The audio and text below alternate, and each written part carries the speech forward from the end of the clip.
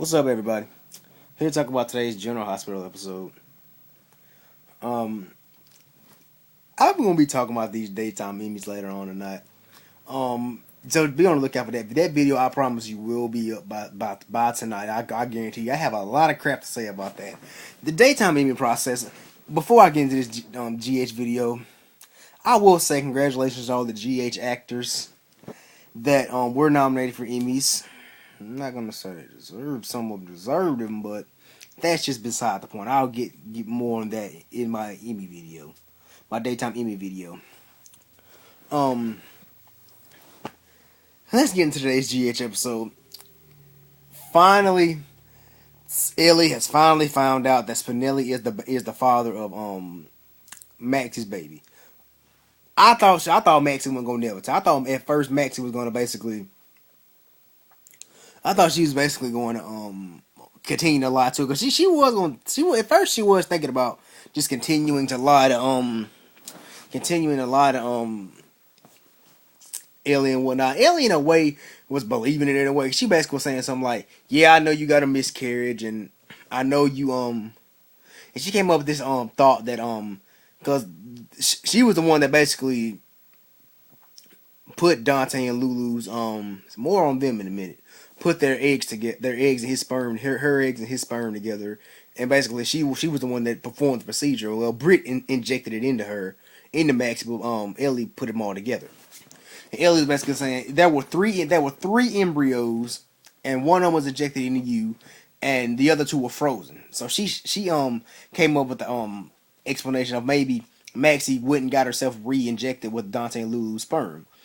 But she was basically going to the and we all know that's what Maxie originally wanted to do, but we know she couldn't do. But Ellie was basically going to go to the hospital, basically check and see if one of the embryos was missing, so that would be her making her thesis correct.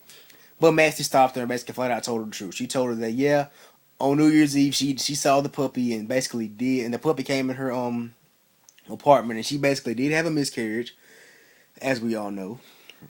And she did, in fact, go back to the hospital that night and go back to the hospital and try to get re-injected. Well, try to get re-injected. After she had sex with Spinelli, but Britt said she couldn't because she was already pregnant with Spinelli's baby.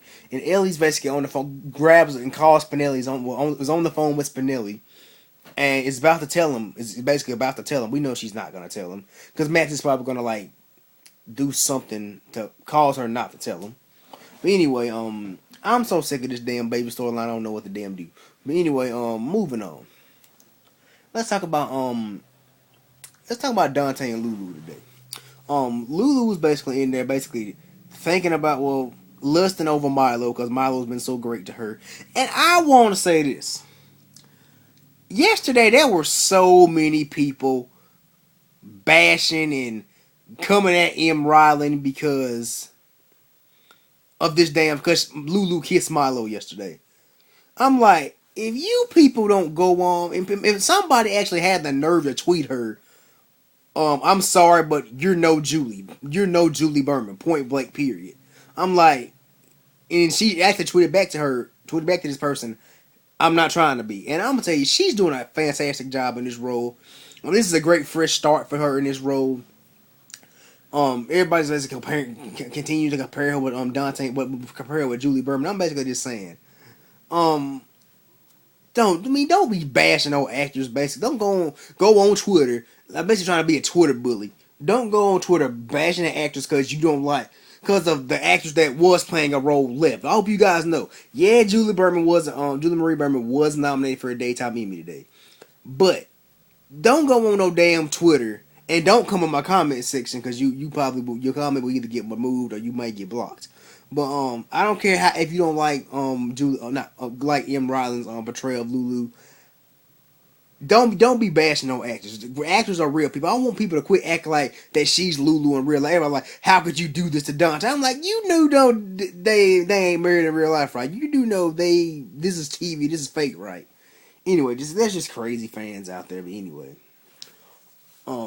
But no actor bashing on. People need to stop this actor bashing on Twitter and quit and don't come in my comment section basically bashing an actor, actress, or anything like that.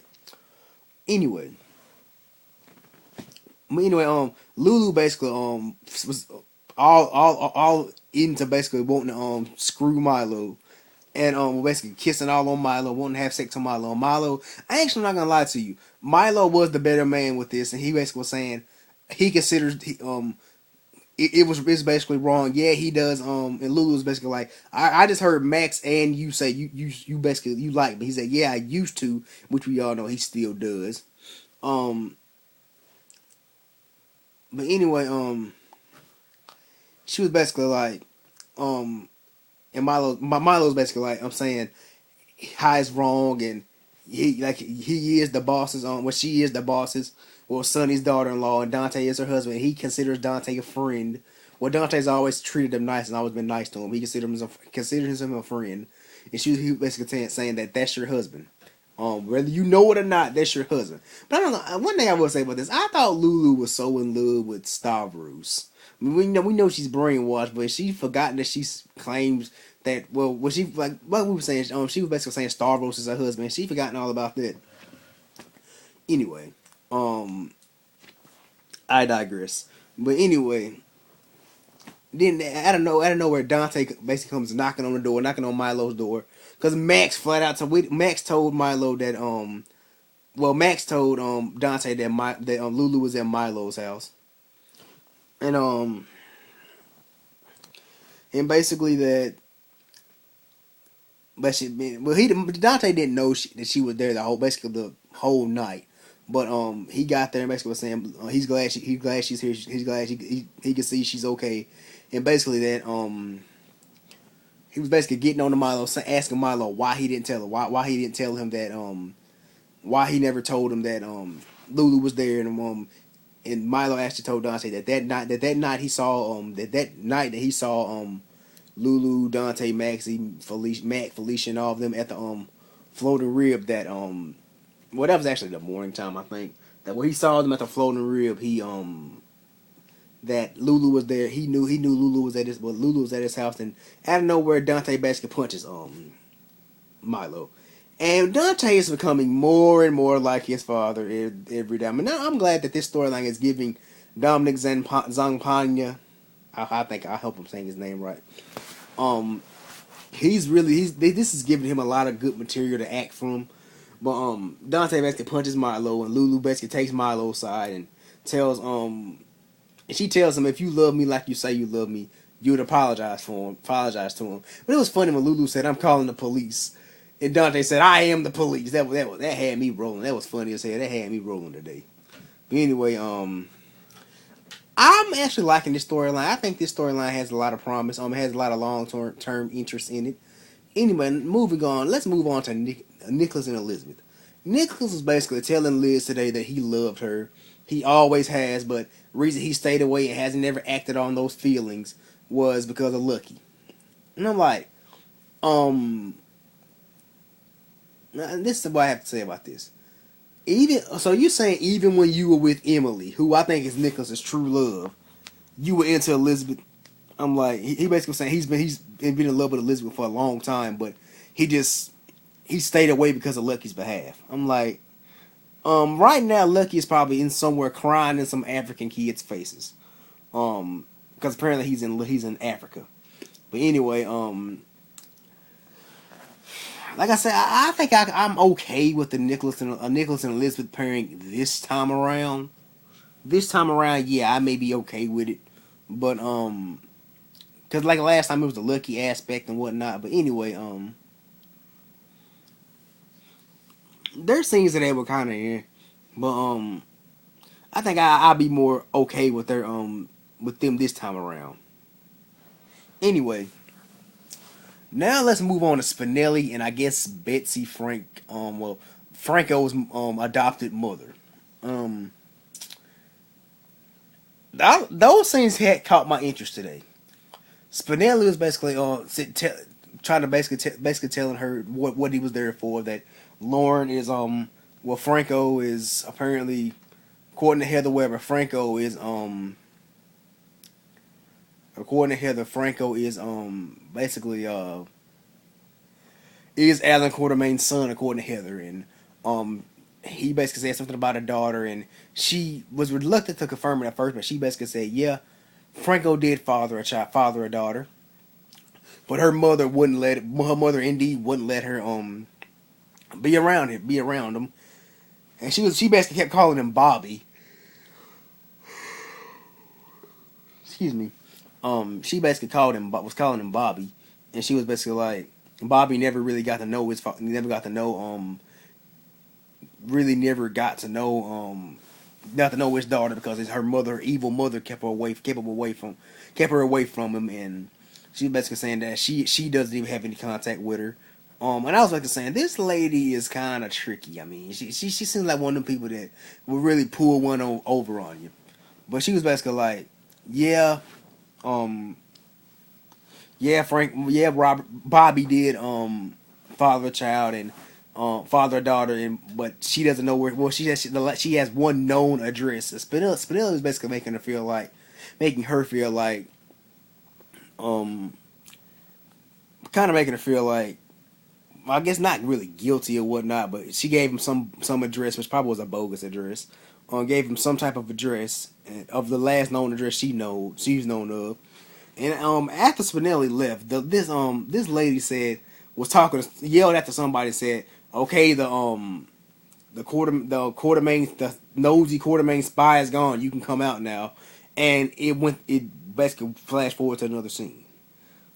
I'm pretty sure it probably was Lauren who she was calling out to. If it's Franco, I'll probably shit a brick. Basically, I hated that damn character when he was on. James Franco's a good actor, true enough, but I hated that damn character Franco with a passion. But so I hope that it's not him she was talking to. And I'm also, when Spinelli said something like, said Lauren is from what I guess what he gathered, Lauren is almost a grown woman. So that means she's probably like in her late teens or something like that. He said she's practically almost a grown woman, meaning she's probably like in her late teens or something like that. And that kind of made me 100%, not 100%, but like 90% sure that that's probably who Kristen Alderson's playing. By the way, congratulations on her daytime Emmy. I'll talk about that more in my Emmy nomination video.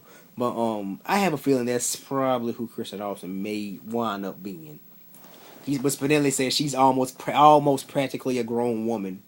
He basically said she's almost grown. But anyway, moving on to that. Let's move on to AJ and Carly. When I tell you, it looked like AJ put it on her. It just seemed like AJ gave her the dick. Basically, he gave her the dick. I'm like, that's how you supposed to do. AJ, when you putting it down like it, that's how you supposed to have her looking. I ain't gonna lie to you. Their scene was pretty hot today. I'm not gonna lie to you. They were pretty hot today. Carly, every time I can get Laura Wright almost halfway naked, I demand she keeps naked on that show. But anyway, even if I can get Laura Wright almost half naked, I mean that's okay with me. But it seemed like AJ put it on her. But after they did it, they were basically like, that can never happen again. No one can ever find out. And Carly was basically like, if you tell anybody, I'll kill you. And AJ basically was like, okay, if anybody finds out, I wish I was dead. And I was like, that kind of had me rolling. But it was funny watching Monica knock on the door, and AJ basically trying to tell Monica, get rid of Monica, and Monica noticed that he was having sex. She thought he was having a panic attack because his pulse was basically rising and whatnot. And I mean, Carly must put it on too. I can tell y'all, Carly know how to put it on her. She know how to put it on her, dude. I can tell y'all that. Look why people like Sonny and John. Look how Johnny was always with her. It was more Carly always went back to Sonny with that situation. But look at how